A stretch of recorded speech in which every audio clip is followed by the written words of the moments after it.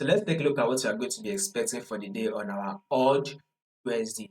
So first of all, if you are yet to subscribe, if you are new and you have not yet subscribed, make sure you do what to click on the subscribe button.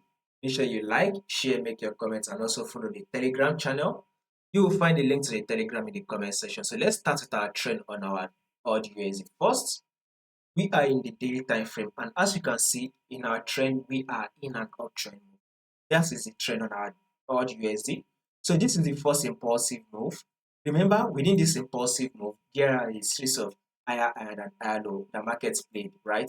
Then here comes the pullback phase, which is the higher low level. This is the impulsive move where there is a series of higher high and higher low, right? This is the pullback phase, which is a series of lower low and a lower high. Market then was able to push up again to give us another impulsive move, which is a series of higher high and higher low. Then this is the pullback phase, which is lower low and a lower high.